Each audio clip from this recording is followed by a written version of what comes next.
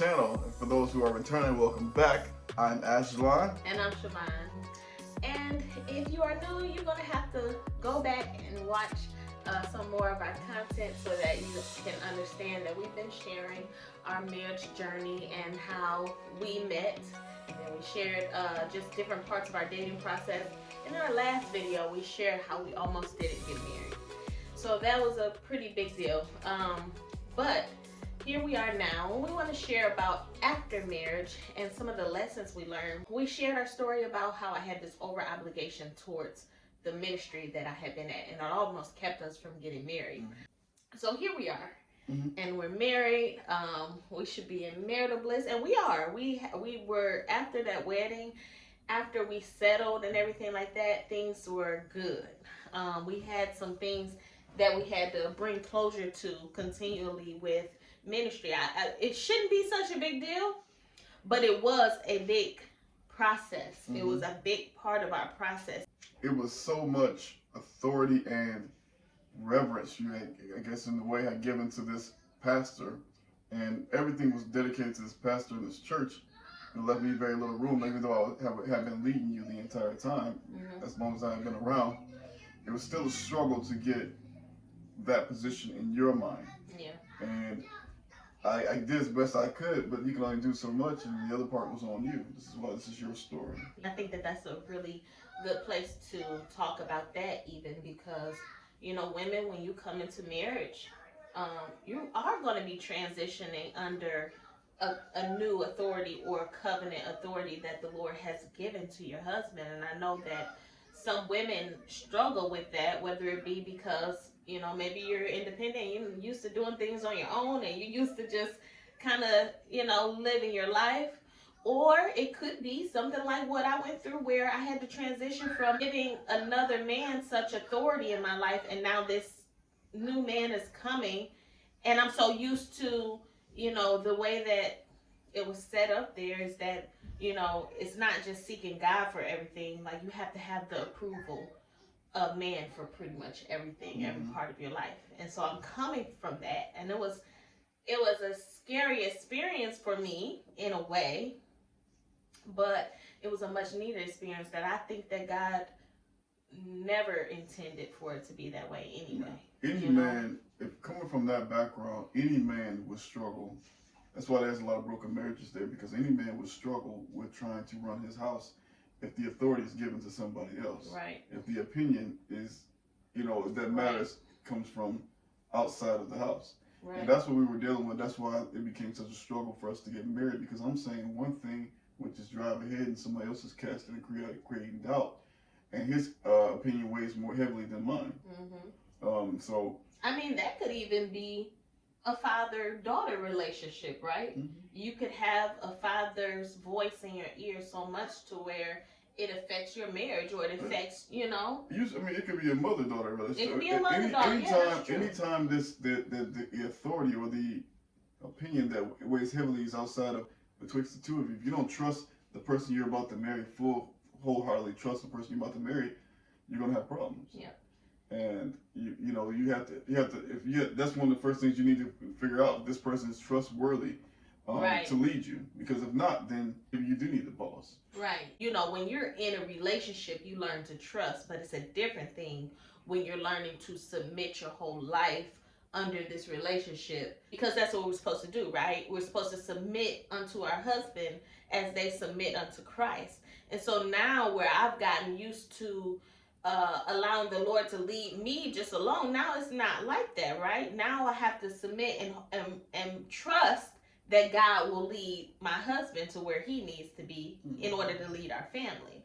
Sometimes the cult ministries kind of can come in the name of like a fivefold ministry. Now, we believe in fivefold, we believe in prophecy, we believe in all of that stuff, but sometimes it can be misused to the point where it's witchcraft. It's literally witchcraft. Where it's, now I'm prophesying to you to control you and to control your decision making, and now I'm coming to you, you know, now I'm looking to this pastor for every move. I can't make a move without let me consult my pastor. And that's where the danger is, right? Right. They prophesy out of their flesh, and they tell you that if you make a movie, you're out of the will of God or you're out of God's timing. Yeah. And they control you that way because nobody wants to disappoint God. Right. And this is how they control you. And, you know, control people who have an honest desire to serve God. Yeah. And they tie that and attach that to anything that they desire. Yeah. And you can't move outside of these certain boundaries because if you do, you're outside of God. Said something though, like, because that really struck a chord because, you know, how people get the handle, the grip, is oftentimes people's love for God. You know, because I love God and I want to please Him so much and I want a relationship with God. Maybe I'm just coming in Christ. Maybe this is the only type of setting I know. One thing that I didn't share, and I hadn't shared it with him at that time either, was that there was some kind of foul play there. You know, but I believe that we have to kind of open up about some of these things because I don't think that I'm the only woman that has ever experienced something like this. As he was sticking close to us in the name of counseling and stuff like that, not us, more so me. He started calling and texting and stuff like that, and it could have seemed innocent, but it wasn't innocent because, you know, it was like now it moved from you're counseling me to now I'm counseling you because you're sharing all these intimate details of your life and your marriage. And now I'm taking on this obligation thinking like, you know, my pastor, my whatever is going through all of this. I'm, you know, now I really feel a sense of obligation because I love you and I love your wife and I love, you know, I really look at you like spiritual leaders. And so in my mind, I'm there to help and pray until I'm gone, but there was really something else that was going on.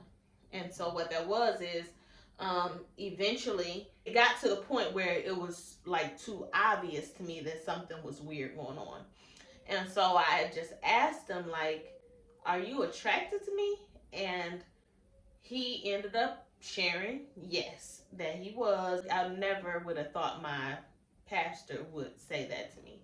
And so I told him, like, I've only looked at you like a spiritual leader. That's all I've ever looked at you like is a spiritual leader. All I've ever looked at you like is a father.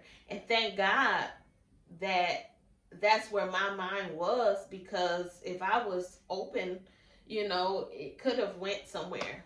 But, you know, I thank God that, you know, he was showing us these things. But meanwhile, I never shared that with him because the situation was already terrible.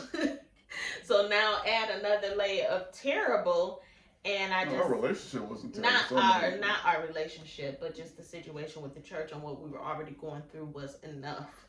You know, without this added extra load.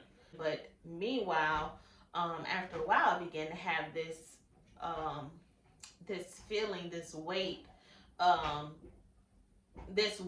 conviction that I felt like I didn't want to go into a marriage with any secrets. I didn't want to go into something holding something back from him when I know that our relationship was super open, you know? And I felt like if I didn't tell it then I would be carrying that weight, and then down the line it would either come out or I would feel so bad and I would have to tell him, and it could literally ruin our marriage because it's a secret. You can't hide a secret forever. I mean, I think that that's just that. You cannot hide any secret forever. Eventually, it's going to come out. You Everything done in the dark shall come to light. It does. And people's marriages are ruined years and years later about something that was kept. You know, it's hurtful. You know what I mean? When you're developing a trusting relationship with a person, you think that you know it all, and then you find out you don't, and it's a problem. We have come out of this season, this long season. Yeah. And so I remember telling him, and it didn't ruin a marriage, which was the intent. It ruined the night. I would not have given the devil that place. It did give me, as angry as I was, I approached it with a little more understanding than you might think I would have, because when I say understanding, I understood why she withheld it so as not to beat her up about the matter. I think that it helped me to continue to see them as very, very, very small and desperate. But the truth of the matter is just getting through the night was bad, but I don't think we carried it into another day. No, we just that one day. It wasn't a serious threat to my marriage. It only would be serious if I took it seriously, if I engaged, or if I decided to do something about the matter. But it was stopped, and I had confidence in my wife that she told me the truth. It stayed right there, and it didn't go any further than that. So at that point in time, I let it go. And then we collectively looked at it as small. You can choose your offenses. I always say that. You can choose what will offend you. You can choose what you take seriously, and you can choose what you can focus on. You know what they say, once you tell a lie, now you got to keep the lies coming. Yeah. And so, Yeah, you know, we have a lot of viewers who, you know, I see in the comments, we have viewers who are in the process of getting married. You know, we have viewers who are already married, and we have viewers who, you know, one day hope to be married.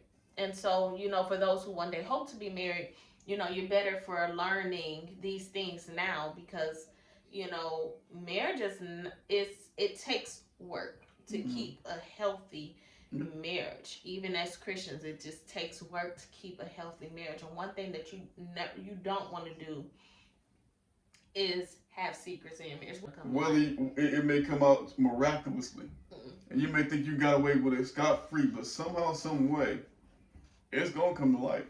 We don't tell secrets. We don't. Actually, hold on. You do keep secrets from me.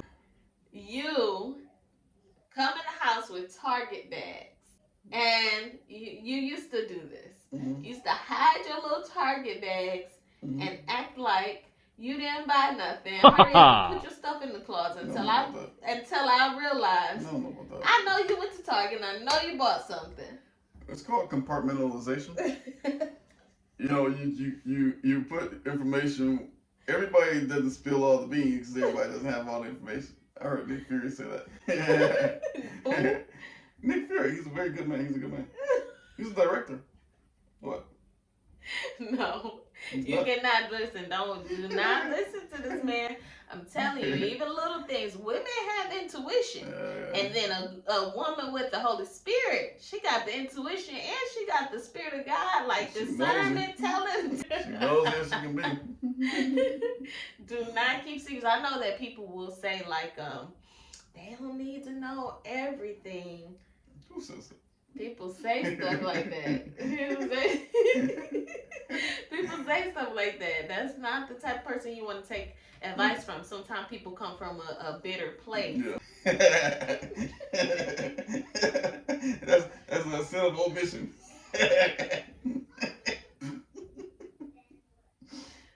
That's right. Well, you asked. I mean, you know, I didn't think it was pertinent information. You didn't even think it was necessary. Anyway, let's move on. Anyway, we hope that you guys got something out of this. Don't keep secrets in your marriage. Be free enough to tell, to be honest with each other, and create an honest environment. Create a safe environment where each other feels safe enough to tell each other and everything. Yeah. So, thanks again for watching, and we'll see you guys next time. Bye. Bye-bye. Thanks for watching.